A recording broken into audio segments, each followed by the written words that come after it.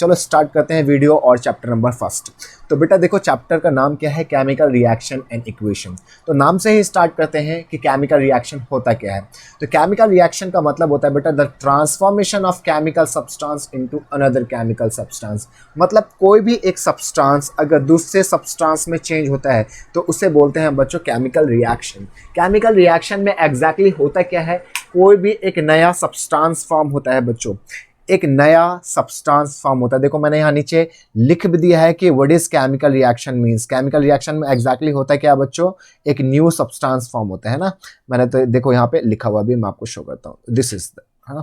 तो इन chemical reaction new substance is formed which is completely different in a property. Property में totally different होते हैं original substance से। यानी जब स्टार्टिंग में आप जनरली मिल्क रखते हो, है ना बच्चों, तो आपने मिल्क रखा है, अब मिल्क आप देखते हो कि वो कुछ समय के बाद कर्ड में कन्वर्ट हो जाता है। तो एक्चुअली हुआ क्या, एक मिल्क कर्ड में कन्वर्ट हो गया तो सब्सटेंस टोटली चेंज हो गया। इसी को बोलते हैं हम केमिकल रिएक्शन। यानी केमिकल रिएक्शंस में न्यू सब्सटेंस फॉर्म होता है। ओके, तो this is the meaning of chemical reaction बच्चों। नाउ स्टार्ट करते हैं एग्जाम्पल कि एक्चुअली केमिकल रिएक्शन में होता क्या है। तो हमने एग्जाम्पल लिया है मैग्नीशियम रिबन का। मैग्नीशियम रिबन ही एग्जाम्पल इसलिए क्योंकि बच्चों आपके बुक में बहुत इंपॉर्टेंट क्वेश्चन बनता है मैग्नीशियम रिबन से, इसलिए हमने मैग्नीशियम रिबन का ही एग्जाम्पल लिया है। तो जब हम बच्चों मैग्नीशियम रिबन को हम रिएक्ट करते हैं ऑक्सीजन के साथ, जब हम मैग्नीशियम रिबन को ऑक्सीजन के साथ रिएक्ट करते हैं बच्चों, तो हमारे क्या बनता है मैग्नीशियम ऑक्साइड। तो यहाँ पे सारी चीज़ें हमने लिख भी दी। तो हमने एक मैग्नीशियम का रिबन लिया और उससे बना हमारा मैग्नीशियम ऑक्साइड। एक चीज़ का ध्यान रखना है बच्चों, जब आप इसका एक्सपेरिमेंट कर रहे हो या फिर स्कूल में जब ये एक्सपेरिमेंट करवा रहे हो, तो आपने ध्यान रखना है कि आपको ग्लासेस पहननी है ब्लैक कलर वाली, जो जनरली वेल्डिंग वगैरह के लिए या कोई भी नॉर्मली सन ग्लासेस होती हैं, आप वो भी पहनोगे तो आपकी आंखें खराब नहीं होंगी। क्योंकि इसमें से जो फ्लेम निकलता है बच्चों, वो डैजलिंग वाइट फ्लेम होता है जो बहुत शाइनिंग के साथ जलता है, उससे आपकी आंखें खराब हो सकती है। तो देखो एक तो इसकी ये पहचान है कि डैजलिंग वाइट फ्लेम के साथ अगर जल रहा है तो हम किसे जला रहे हैं बच्चों, हम मैग्नीशियम रिबन को जला रहे हैं। इसमें जो इंपॉर्टेंट क्वेश्चन बनता है वो ये बनता है कि मैग्नीशियम रिबन को जलाने से पहले उसे साफ क्यों किया जाता है बच्चों, क्योंकि मैग्नीशियम रिबन के ऊपर एक मैग्नीशियम ऑक्साइड की लेयर बनी होती है। मैग्नीशियम ऑक्साइड की एक लेयर बनी होती है। अगर हम उस मैग्नीशियम ऑक्साइड की लेयर को नहीं हटाएंगे बच्चों, तो उस लेयर की वजह से मैग्नीशियम रिबन सही से जलेगा नहीं, और जलेगा नहीं, हमें तो एग्जैक्टली उसे जलाना है ना, उसे बर्न करना है ऑक्सीजन के कांटेक्ट में।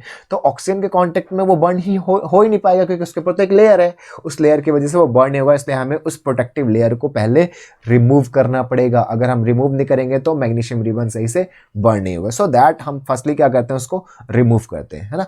कौन सी लेयर को, जो मैग्नीशियम के ऊपर ऑक्साइड की लेयर है। And this is very important कि हम मैग्नीशियम रिबन को जलाने से पहले उसे साफ क्यों करते हैं। तो आपको ध्यान रखना है कि ये बहुत ही इंपॉर्टेंट क्वेश्चन है।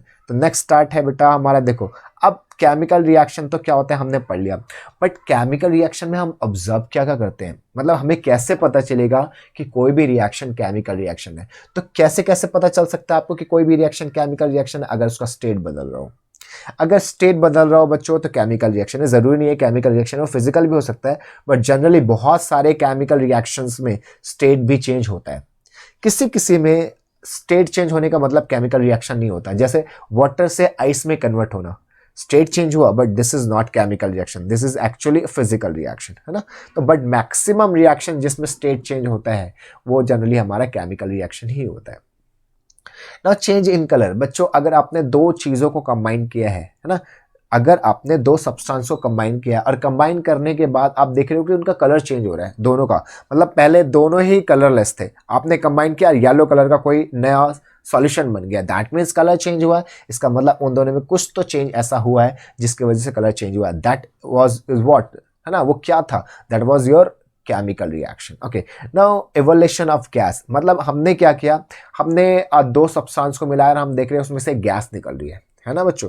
तो अगर किसी भी रिएक्शन में गैस निकल रही है तो वो भी क्या है आपको, वो भी है आपका बेटा एवोल्यूशन ऑफ गैस भी क्या है, केमिकल रिएक्शन के बाद ही होता है ना। किसी भी मेटल को जब वाटर के साथ रिएक्ट कराते हैं तो उसमें से हाइड्रोजन गैस निकलती है, हमने पढ़ा हुआ है ना।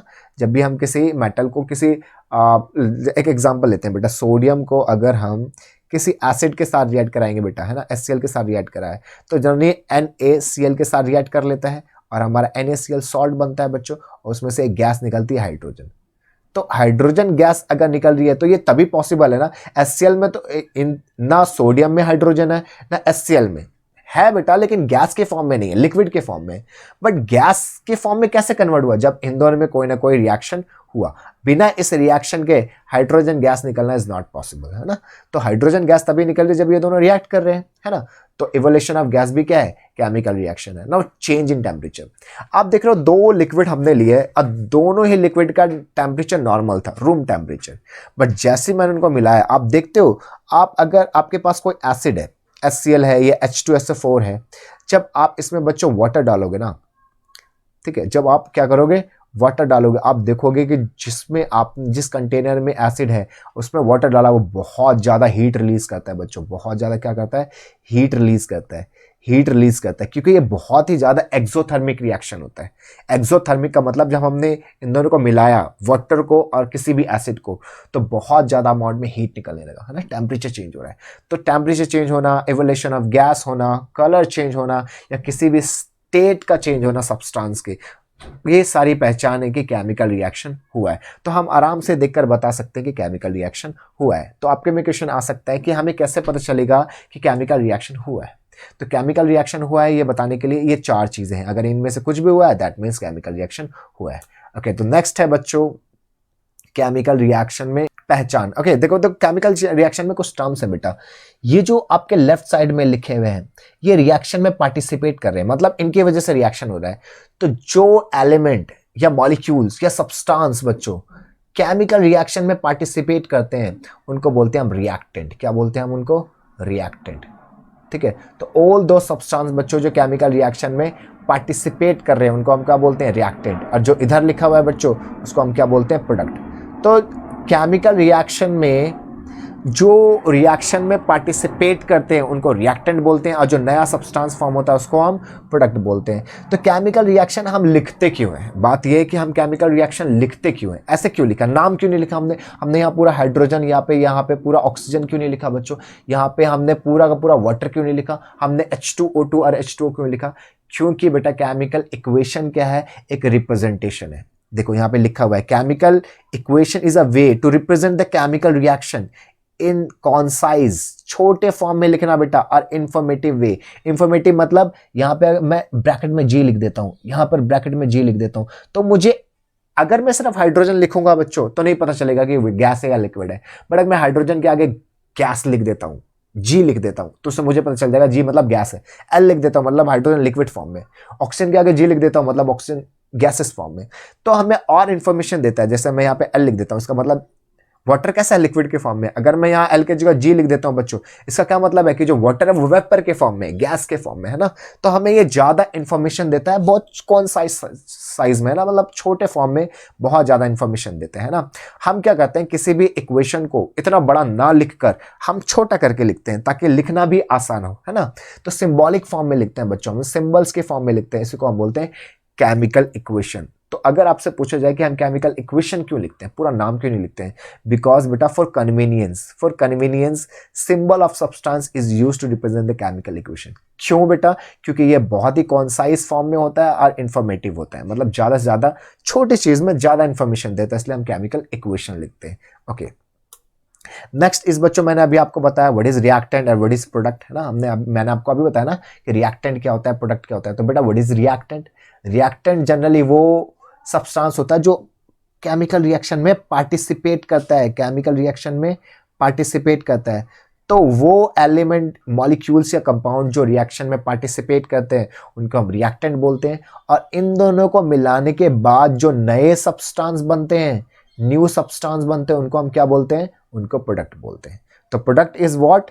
Which is formed after reaction, है ना, which is formed after reaction. तो रिएक्शन के बाद जो बने हैं बच्चों उसको बोलते हैं product. And what is reactant? Which participate in the reaction.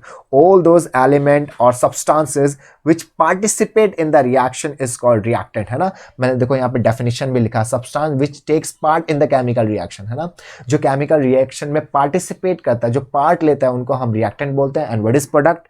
New substance form after a chemical reaction is called product. तो मैंने यहाँ पे डेफिनेशन भी लिख दिया बच्चों कि what is reactant and product, और मैंने आपको बता भी दिया है कि एग्जैक्टली जैसे मैं आपको और भी एग्जांपल देता हूँ। देखो यहाँ पे हमने क्या किया, यहाँ पे जिंक को H2SO4 के साथ रिएक्ट करा है। हमने क्या किया, जिंक को H2SO4 के साथ रिएक्ट किया। जब हमने जिंक को H2SO4 के साथ रिएक्ट किया तो हमारा जिंक सल्फेट और हाइड्रोजन बना।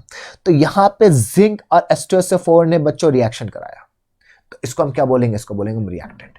और इन दोनों से कोई नया सब्सटेंस बना। पहले ये हाइड्रोजन सल्फेट था, सल्फ्यूरिक एसिड, अभी यह जिंक सल्फेट है, तो न्यू सब्सटेंस है, ये इसको बोलते हैं प्रोडक्ट। तो प्रोडक्ट जो न्यू सब्सटेंस होता है ना, तो जो रिएक्शन में पार्टिसिपेट कर रहे हैं वो रिएक्टेंट, और जो नया बन रहा है उसको हम क्या बोलते हैं, प्रोडक्ट बोलते हैं। ओके, नाउ एक टर्म है बच्चों बैलेंस्ड केमिकल इक्वेशन।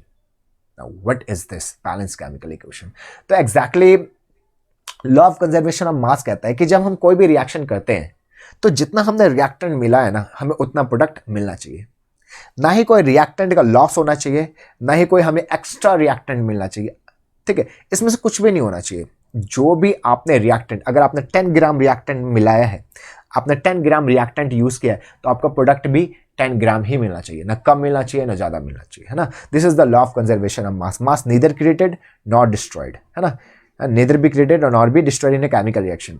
तो इस लॉ को ओबे कराने के लिए हम क्या करते हैं, रिएक्शन को बैलेंस करते हैं। हम ये दिखाते हैं कि जितना हमने जितना मोल्स हमने रिएक्टेंट यूज किया, मोल्स मतलब एक यूनिट है बच्चों, जो अमाउंट ऑफ क्वांटिटी, एक्चुअली जो क्वांटिटी बताता है कि हमने कितनी चीज यूज करी है। तो मोल नहीं, चलो मैं आपको जनरल भाषा में बताता हूं कि हमने एक एटम जिंक का यहां यूज किया, तो आपको एक ही एटम जिंक का यहां मिला। आपने 2 हाइड्रोजन इधर यूज किया, आपको 2 हाइड्रोजन इधर मिला। आपने एक सल्फर यहां यूज किया, एक ही सल्फर यहां पर है। 4 ऑक्सीजन यहां पर है, 4 एटम ऑफ ऑक्सीजन इधर, तो इधर भी 4 एटम ऑफ ऑक्सीजन। मतलब जितने एटम्स इधर हैं उतने ही एटम इधर है। तो ये रिएक्शन कैसा है, ये बैलेंस्ड है। बट सारे रिएक्शन ऑलरेडी पहले से बैलेंस नहीं होते, we have to balance that, है ना। तो चलो हम उसको बैलेंस करना पड़ेगा। तो मैं आपको बताता हूं कि केमिकल रिएक्शन को बैलेंस कैसे। मैंने एक सिंपल यहाँ पे केमिकल रिएक्शन लिख दिया बच्चों। अब मुझे क्या करना है, मुझे इस केमिकल रिएक्शन को बैलेंस करना है। तो मैं आपको बताता हूँ बैलेंस कैसे करते हैं। केमिकल रिएक्शन को बैलेंस करने के लिए बच्चों, तो जो सबसे ज्यादा एटम है उसको सबसे पहले बैलेंस करते हैं। तो यहां पर बच्चों ये दिख रहा है आपको ऑक्सीजन, चाहे आप लेफ्ट साइड देखो चाहे आप राइट साइड देखो, आप किसी भी साइड देखो, आपका जो सबसे ज्यादा नंबर ऑफ एटम है सबसे पहले उसको बैलेंस करेंगे। तो यहां ऑक्सीजन सबसे ज्यादा है, 4 एटम है ऑक्सीजन के, यहां सिर्फ एक ही एटम ऑक्सीजन का। तो चलो यहां 4 होना चाहिए, तो मैं यहां 4 लगा देता हूं। चलो 4 लगा दिया। ओके, मतलब अब 4 ऑक्सीजन, ये जो 4 है ना बच्चों, यहां पे नहीं लगाते हम, जो भी नंबर लेंगे हम आगे लेंगे। तो अब ये 4 लगाने के बाद ऑक्सीजन तो 4 हो गया, लेकिन हाइड्रोजन कितने हो गए बेटा, 8। हाइड्रोजन कितने हो गए, 8। तो इधर भी कितने हाइड्रोजन होने चाहिए, ऑक्सीजन तो बैलेंस हो गया, 4 हो गया, लेकिन हाइड्रोजन हो गया 8। क्योंकि जो आगे नंबर है ना सबके साथ आता है, पूरे कंपाउंड के साथ आता है। तो 4 ऑक्सीजन, लेकिन हाइड्रोजन हो गया 4 2 जा 8 हाइड्रोजन। अब यहाँ 8 है, तो यहाँ पे भी हाइड्रोजन कितने होने चाहिए बच्चों, यहाँ पे भी हाइड्रोजन कितने होने चाहिए, 8। तो चलो 2 है, 4 अगर लगाऊंगा मैं, तो देखो 4 2 जा 8, 4 को 2 से मल्टीप्लाई करेंगे तो 8। तो 8 हाइड्रोजन इधर भी, 8 हाइड्रोजन इधर भी, 4 ऑक्सीजन इधर भी, 4 ऑक्सीजन इधर भी। ओके, तो हमने ऑक्सीजन बैलेंस कर दिया, हमने हाइड्रोजन बैलेंस कर दिया। अब बच्चा बच्चों iron, iron Fe we can say, है ना, Fe यहाँ पे 3 है, तो यहाँ पे भी Fe कितने होने चाहिए, 3। अब बैलेंस करने के बाद चेक कर लो कि सब कुछ सही है या नहीं। Fe की अगर मैं बात करूं, इधर भी 3 है, इधर भी 3 है। अगर मैं हाइड्रोजन की बात करूं, तो हाइड्रोजन इधर 8 है, 4 2 जा 8, इधर भी कितने हैं बच्चों, 4 2 जा 8। ओके, बैलेंस्ड है।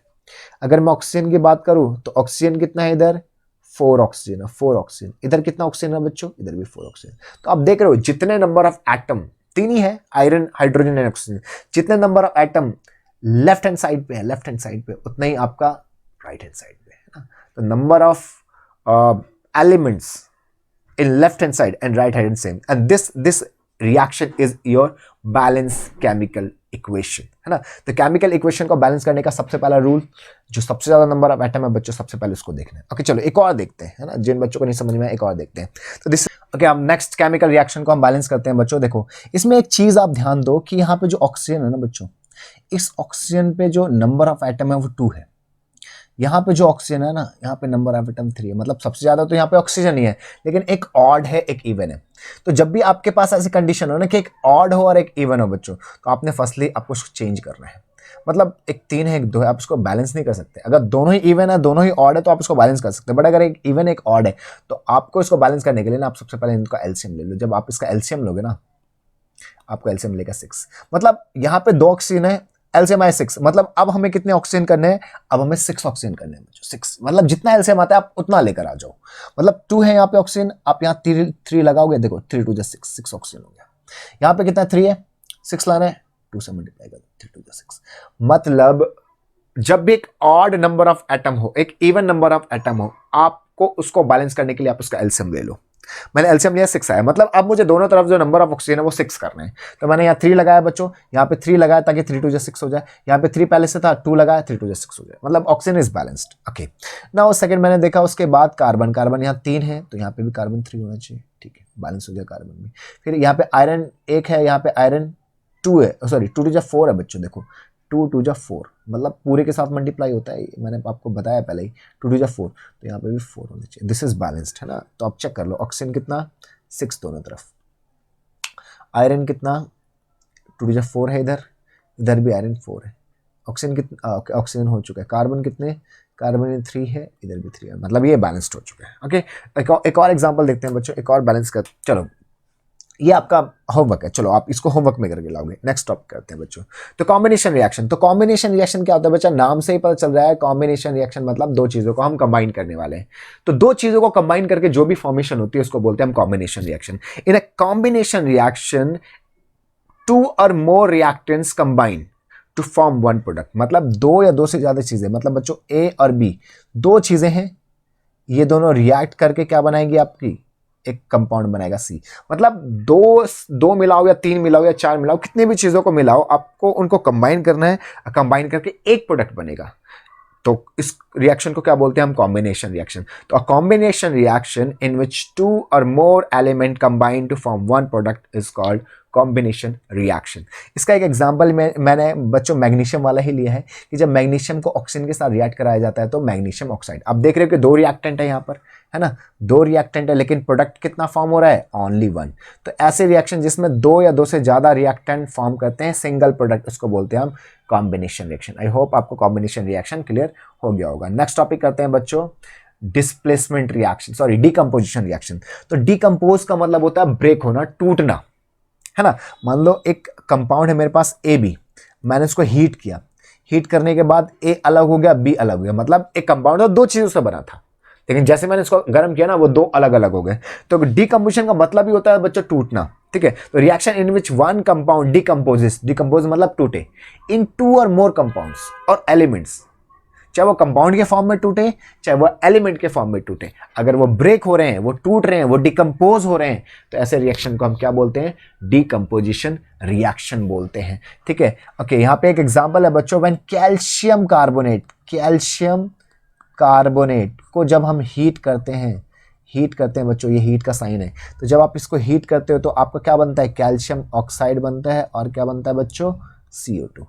इसमें देखो कैल्शियम कार्बोनेट था, ये ब्रेक हुआ, कैसे ब्रेक हुआ, हीट देकर ब्रेक हुआ। कोई भी चीज अपने आप ब्रेक नहीं होगी बच्चों, अपने आप डिकम्पोज नहीं होगी, डिकम्पोज किसी ना किसी रीजन से होगा, चाहे वो सनलाइट के कांटेक्ट में होगा, चाहे वो इलेक्ट्रिसिटी की वजह से होगा, चाहे वो हीट की वजह से होगा, बिना इनके ये डिकम्पोज होगा ही नहीं बच्चों, है ना। तो डिकम्पोज करने के लिए क्या जरूरी है, डिकम्पोज करने के लिए जरूरी है कि आप कुछ दे रहे हो, कोई एनर्जी दे रहे हो, तो बिना एनर्जी के वो डिकम्पोज नहीं होगा। तो डिकम्पोजिंग रिएक्शन के लिए एनर्जी मस्ट है। तो हमने क्या किया, इसको हीट किया, डिकम्पोज हुआ, कैल्शियम ऑक्साइड बना और CO2 बना। तो मतलब एक रिएक्टेंट टूट का 2 या 2 से ज्यादा।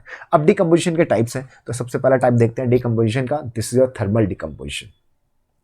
थर्मल डिकम्पोजिशन में हम क्या करते हैं बच्चों, थर्मल का मतलब ही हीट होता है, तो हम डिकम्पोजिशन कराएंगे यूजिंग हीट, डिकम्पोजिशन कराएंगे हम यूजिंग हीट, तो हम हीट देंगे और वो डिकम्पोज होगा।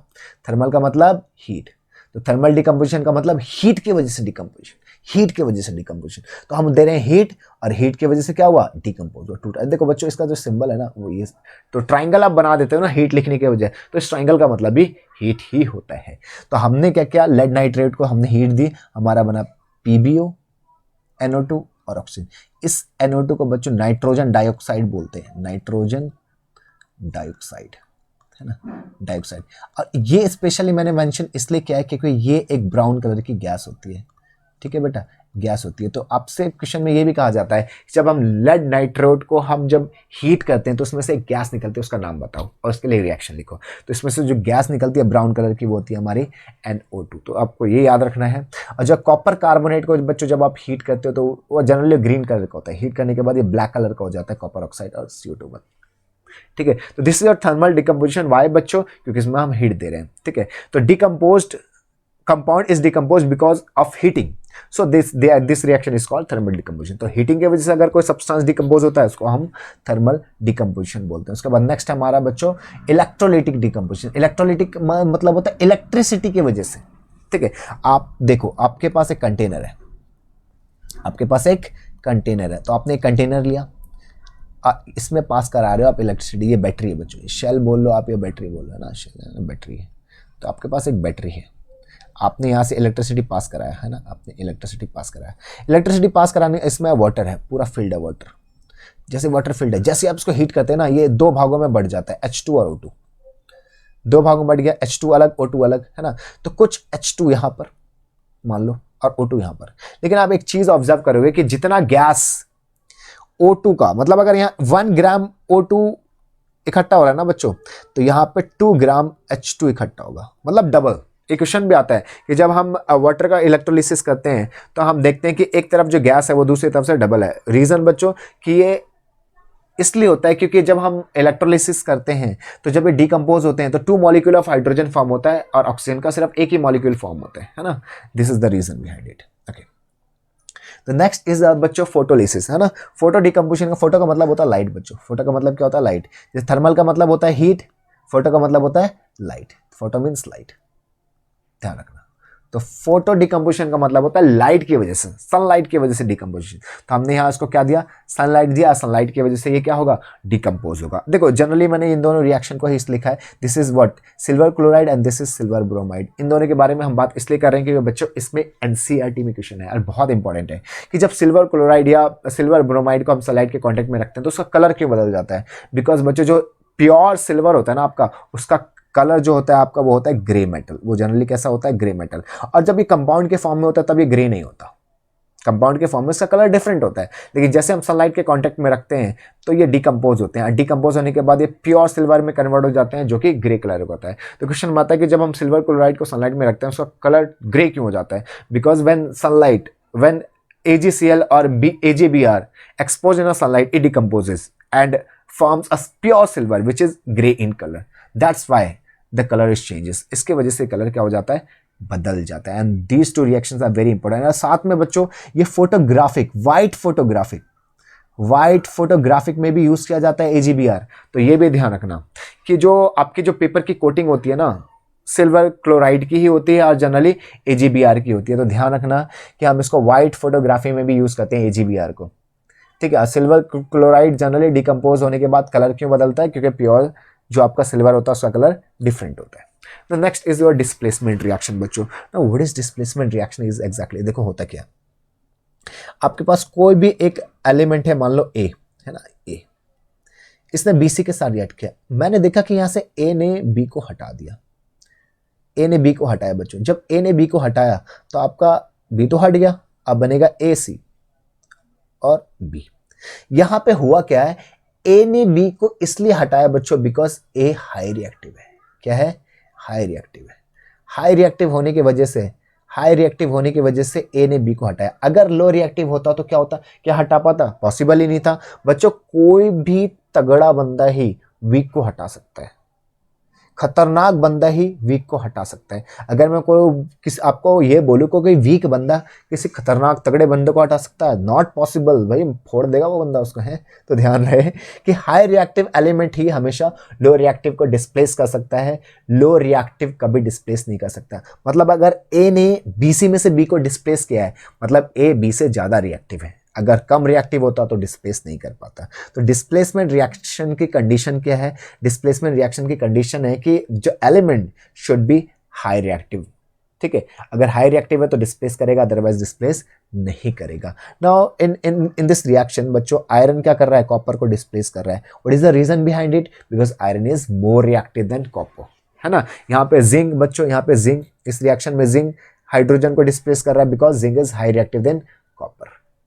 यहाँ पे जिंक कॉपर को डिस्प्लेस कर रहा है because zinc is high reactive than copper. But यहाँ Ag कॉपर को डिस्प्लेस नहीं कर रहा because it is less reactive, है ना।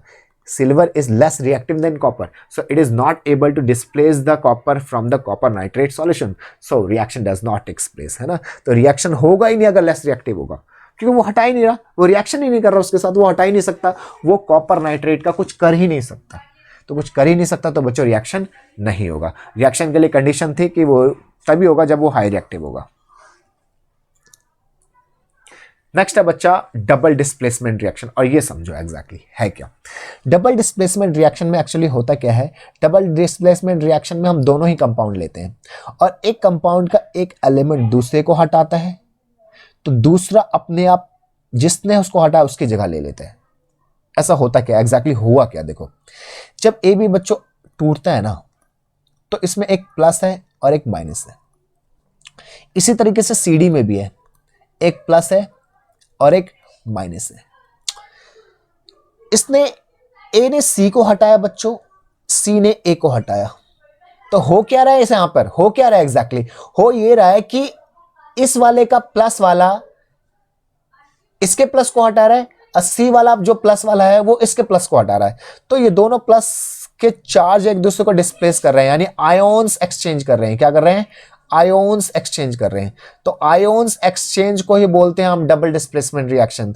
तो in the double displacement reaction compound exchanges their ions. Now ऐसा होता क्यों, why, what is the reason. देखो इसका एक रीजन है बच्चों, यहां पे जो सोडियम है ना बहुत हाई रिएक्टिव है, हाई रिएक्टिव मेटल है।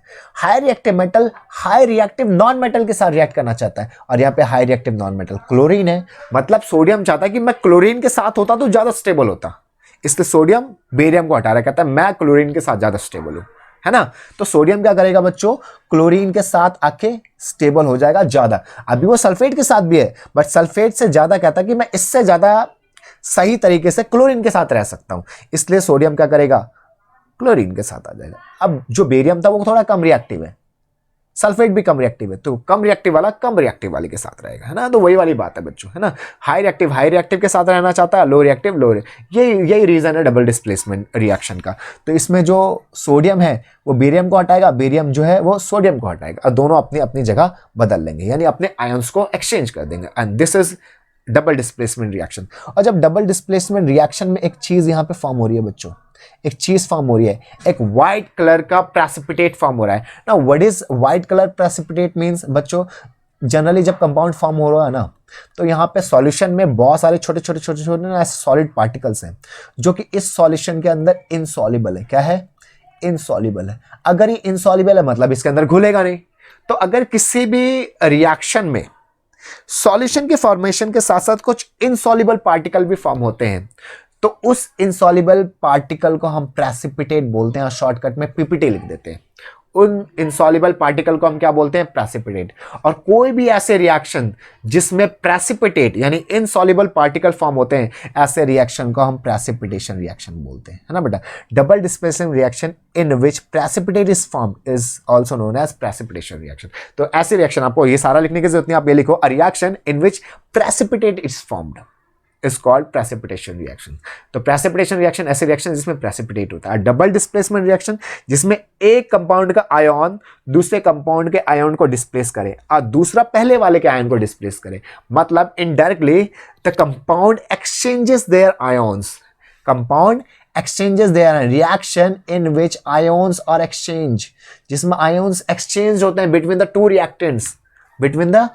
Reactants forming new compounds are called double displacement reaction। I hope आप लोगों को double displacement reaction clear हो गया हो। नेक्स्ट टॉपिक करते हैं बच्चों। तो नेक्स्ट टॉपिक हमारा एक्सोथर्मिक रिएक्शन। तो देखो एक्सोथर्मिक रिएक्शन क्या है बच्चों, ऐसे रिएक्शन जिसमें जब हम दो चीज़ों को कंबाइन करें और कंबाइन करने के बाद जो बच्चों प्रोडक्ट फॉर्म हो रहा है, प्रोडक्ट के साथ साथ क्या निकल रही है आपकी एनर्जी। तो कोई भी ऐसे रिएक्शन जिसमें प्रोडक्ट की फॉर्मेशन के साथ साथ एनर्जी निकलती है, ऐसे रिएक्शन को हम क्या बोलते हैं, एक्सोथर्मिक रिएक्शन। तो all those reaction in which energy is form during the formation of product, तो जिसमें प्रोडक्ट की फॉर्मेशन के साथ साथ आपकी एनर्जी फॉर्म होती है, उसको भी हम क्या बोलते हैं, एक्सोथर्मिक रिएक्शन बोलते हैं। तो respiration is an exothermic reaction बच्चों, ये रेस्पिरेशन है एक एग्जांपल एक्सोथर्मिक रिएक्शन का। तो अगर क्वेश्चन आ जाए why respiration is called an exothermic reaction, why? Because when glucose react with oxygen in a body, ठीक है, it forms CO2 H2O and energy which is used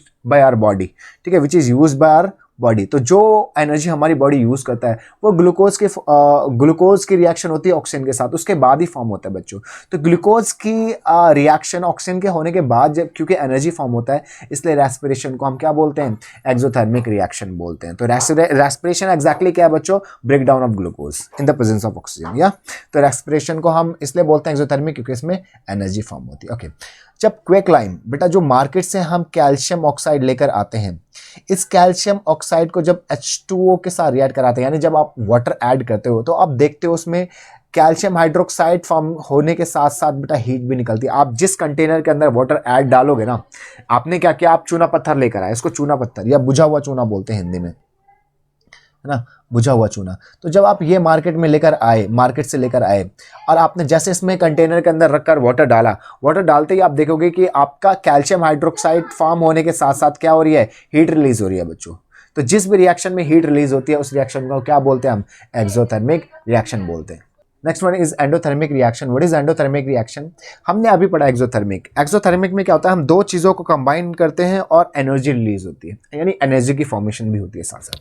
but endothermic reaction एक ऐसे reaction है बच्चों जिसमें reaction कराने के लिए आपको हीट देना पड़ता है। मतलब अगर आप हीट नहीं दोगे या फिर कोई भी एनर्जी अगर आप नहीं देते, एनर्जी इन द सेंस मतलब सनलाइट है ना, और इलेक्ट्रिसिटी, अगर आप ये सारी चीज़ें नहीं देते तो आपकी रिएक्शन नहीं होगी। तो ऐसे रिएक्शन जिसमें आप एनर्जी अगर नहीं देते तो रिएक्शन नहीं होती, यानी रिएक्शन तभी पॉसिबल है जब आप एनर्जी देती हो। तो ऐसे रिएक्शन जिसमें रिएक्शन कराने के लिए एनर्जी देने की जरूरत होती है या हीट देने की जरूरत होती है, उसको एंडोथर्मिक रिएक्शन बोलते हैं। या cooking involves chemical reaction which are endothermic reaction. Why? Because आप जब तक हीट नहीं दोगे केमिकल रिएक्शन नहीं होगा। सिमिलरली प्रोसेस ऑफ फोटोसिंथेसिस, बच्चों बिना सनलाइट के ग्लूकोज की फॉर्मेशन नहीं होती है ना, तो बिना सनलाइट के फोटोसिंथेसिस नहीं होता है, इसलिए वो भी क्या है, एंडोथर्मिक रिएक्शन। मतलब हम समझ गए कि एंडोथर्मिक रिएक्शन मींस आपको हीट देनी ही होगी, ठीक है। तो a reaction in which heat और एनर्जी इज नीडेड और required for the reaction is called endothermic reaction. या तो this was your endothermic reaction. Now next one is your oxidation reaction. तो व्हाट इज ऑक्सीडेशन रिएक्शन बच्चों? Oxidation reaction are those reaction in which addition of oxygen is takes place, जिसमें oxygen add होता है या फिर non metal add होता है। दो चीजें बच्चों, ऐड क्या क्या हो, या तो ऑक्सीजन ऐड हो या तो नॉन मेटल ऐड हो, ठीक है। ये तो एडिशन की बात होगी। रिमूव क्या क्या होगा बच्चों? अगर रिमूव हो रहा है, क्या रिमूव हो रहा है, या तो हाइड्रोजन रिमूव हो रहा है या फिर मेटल रिमूव हो रहा है। तो अगर ऐसी कोई रिएक्शन हो रही है बच्चों तो उसको बोलते हैं oxidation. A reaction in which addition of oxygen और नॉन मेटल टेक्स प्लेस, और we can say removal of hydrogen and metal takes place. या तो रिमूव हो हाइड्रोजन मेटल या फिर ऐड हो ऑक्सीजन और नॉन मेटल, उसको हम ऑक्सीडेशन रिएक्शन बोलते हैं। ऑक्सीडेशन का मतलब ऑक्सीजन का ऐड होना या फिर हाइड्रोजन का रिमूव होना। आप चाहो तो इस डेफिनेशन से इनको हटा दो, कोई बात नहीं। अगर आप इनको हटा भी दोगे तो कोई प्रॉब्लम नहीं है। अगर ऑक्सीजन ऐड हो रहा है और हाइड्रोजन रिमूव हो रहा है तो उसको हम ऑक्सीडेशन रिएक्शन बोलते हैं। And what is oxidizing agent? बच्चों एजेंट क्या होता है? जो कोई बंदा कुछ लाके हमें दे, कुछ प्रोवाइड करे।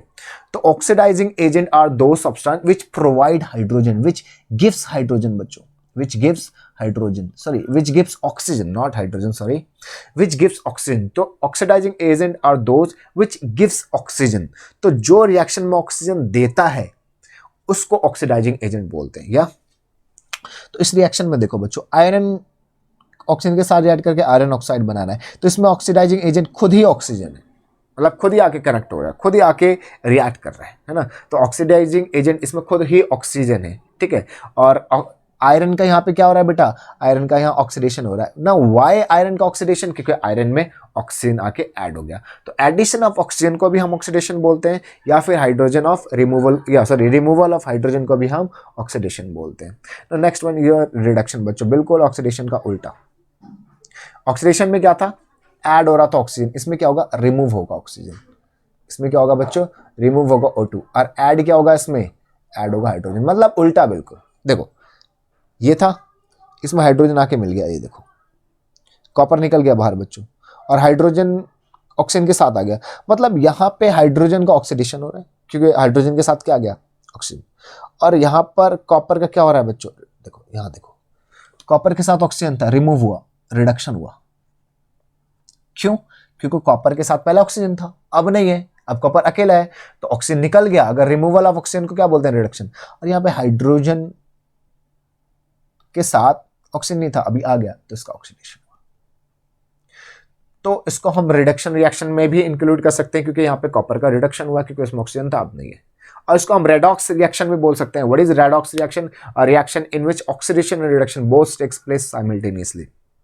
मतलब ऐसे रिएक्शन जिसमें ऑक्सीडेशन भी हो और रिडक्शन भी हो, दोनों रिएक्शन होते हैं, उसको हम बोलते हैं ऑक्सीडेशन रिडक्शन रिएक्शन, और we can say redox reaction. अभी मैं नेक्स्ट स्लाइड में बताने वाला हूं व्हाट इज रेडॉक्स। अभी हम फिलहाल इसको देखते हैं। तो ऑक्सीडाइजिंग एजेंट क्या था? जो ऑक्सीजन लाके दे रहा था। रिड्यूसिंग एजेंट क्या? जो ऑक्सीजन निकाले, जो ऑक्सीजन निकाल ले रिएक्शन में। तो इसमें देखो हाइड्रोजन क्या कर रहा है? कॉपर से ऑक्सीजन निकालने का काम कर रहा है। तो हाइड्रोजन क्या है यहां पर? रिड्यूसिंग एजेंट है। तो जो ऑक्सीजन लाके दे वो ऑक्सीडाइजिंग एजेंट, जो ऑक्सीजन निकाल ले रिएक्शन में से उसको हम क्या बोलते हैं? Reducing agent. तो सिंपल, ऑक्सीडाइजिंग एजेंट और रिड्यूसिंग एजेंट। आई होप आप लोगों को समझ में आ गया हो। तो व्हाट इज रेडॉक्स रिएक्शन मैंने आपको बता दिया। रेडॉक्स दो वर्ड से मिलकर बना हुआ है बच्चों, है ना। रेडॉक्स दो वर्ड से मिलकर बना हुआ है आपका। एक है आपका रेड, एक आपका ऑक्स। देखो रेड मतलब रिडक्शन, है ना, और ऑक्स मतलब ऑक्सीडेशन बच्चों, है ना, लिखा हुआ भी है यहाँ पर, है ना। तो simply redox are found by the two words, है ना। Red means reduction and ox means oxidation. तो यहाँ पे देखो जिंक क्या कर रहा है बच्चों? हमने जिंक को यहाँ पे जिंक ZnO2 था बच्चों, ZnO2 ना, ZnO2। तो ZnO2 क्या कर रहा है? कार्बन के साथ ऐड करके ये बना रहा है ना। यहाँ पे देखो कार्बन का क्या हुआ बच्चों? यहाँ पे कार्बन का ऑक्सीडेशन हुआ, कार्बन का ऑक्सीडेशन हुआ, और यहाँ से ऑक्सीजन निकल गया, यानी Zn का क्या हुआ? रिडक्शन हुआ बच्चों। Zn का क्या हुआ? रिडक्शन हुआ। यहाँ पर भी देखो, चलो इसको इस रिएक्शन में एग्जैक्टली हुआ क्या बच्चों? Zn के साथ ऑक्सीजन था, निकल गया, इसलिए क्या हुआ? Zn के साथ ऑक्सीजन था, निकल गया। तो Zn के साथ अगर ऑक्सीजन था, निकल गया, तो ऑक्सीजन का निकलना मतलब रिडक्शन। कार्बन में ऑक्सीजन नहीं था, कार्बन के साथ ऑक्सीजन आ गया, मतलब ऑक्सीडेशन। तो ऐसे रिएक्शन जिसमें ऑक्सीडेशन रिडक्शन दोनों होते हैं उसको हम क्या बोलते हैं? ऑक्सीडेशन रिडक्शन रिएक्शन या फिर रेडॉक्स रिएक्शन। ना कुछ इफेक्ट है ऑक्सीडेशन के बच्चों। देखो रेस्पिरेशन में क्या होता है? रेस्पिरेशन में आप जनरली क्या करते हो? आप ऑक्सीजन लेते हो, उसी से आपका ग्लूकोज का ब्रेक डाउन होता है और आपकी बॉडी के अंदर एनर्जी की फॉर्मेशन होती है। उसके बाद रस्टिंग ऑफ आयरन। तो बेटा आपका सिंपली आयरन होता है, आप O2 के साथ रिएक्ट करते हो, आपका Fe2O3 बनता है ना। तो ये this is what rusting of iron. Now most of the metal react with atmospheric oxygen lead to formation of layer of metal article. ठीक है, आप देखते हो जितने भी आपके मेटल्स के बर्तन होते हैं सारे के सारे ऑक्सीजन के साथ रिएक्ट कर उनके ऊपर एक लेयर बन जाती है ना। तो वो भी क्या है? वो जनरली ऑक्सीजन के साथ रिएक्शन है। उसके बाद हम उसको बचाने के लिए बच्चों, रस्टिंग ऑफ आयरन को बचाने के लिए आप गैल्वेनाइजेशन मेथड यूज करते हो। गैल्वेनाइजेशन मेथड क्या है? आप कोई भी एक बर्तन या कोई भी एक मेटल की शीट लेते हो, जनरली आयरन की शीट लेते हैं हम, आयरन के ऊपर हम जिंक की लेयर चढ़ा देते हैं, जिंक की एक परत चढ़ा देते हैं। जिंक के परत के चढ़ाने को ही हम बोलते हैं गैल्वेनाइजेशन। तो galvanisation is a method in which we deplete a layer on iron, है ना। we deplete a zinc layer on iron। हम जिंक की लेयर चढ़ा देते हैं आयरन के ऊपर, है ना। उसको हम क्या बोलते हैं? गैल्वेनाइजेशन बोलते हैं ना। उसके बाद फ्राइड फूड को भी अगर लंबे समय तक आप ऑक्सीजन के कांटेक्ट में छोड़ देना बच्चों, उसमें से स्मेल आने लग जाती है ना। ऑक्सीडाइज होता था, उसमें से क्या आने लग जाती है? स्मेल आने लग जाती है और वो स्पॉइल हो जाता है। तो उसको बचाने के लिए आप करते हो, देखते हो आप पैकेट के अंदर हवा भरी होती है।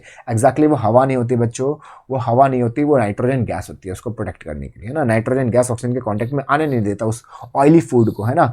और इसी जब आप ऑयली फूड को लंबे समय तक ऑक्सीजन के कांटेक्ट में छोड़ते हो तो स्पॉइल हो जाता है, वो खराब हो जाता है, आप उसको फिर खा नहीं सकते। और इसी फूड के स्पॉइलिंग को हम बोलते हैं रेंसिडिटी, है ना। यहाँ पे रेंसिडिटी की डेफिनेशन लिखी हुई है ना, रेंसिडिटी की डेफिनेशन लिखी है। आप इसको पढ़ लेना एक बारी, बहुत अच्छी डेफिनेशन लिखी है, ये मैंने जस्ट एक्स्ट्रा डाल दिया है। उसके बाद कुछ इंपॉर्टेंट क्वेश्चन है बच्चों, ये मैंने आपके लिए जनरली, आप इसको एक बार पढ़ोगे आपको आ जाएगा, मुझे ये समझाने की जरूरत नहीं है, आई होप। और मैंने यहाँ पे जितने भी क्वेश्चन डाले तो ये मुझे समझाने की जरूरत नहीं है, आप एक बार पढ़ोगे तो आपको ये सारी चीज़ें आ जाएगी। आई होप आप लोगों को ये लेक्चर पूरा समझ में आया। अगर बच्चों आपको ये लेक्चर समझ में आया हो तो आप चैनल को ज़रूर सब्सक्राइब करें, लाइक करें, और बच्चों अपने फ्रेंड्स के साथ ज़रूर शेयर करें ताकि दूर दूर तक ये चैनल पहुँच सके और उनको भी फ़ायदा मिल सके। Thank you very much.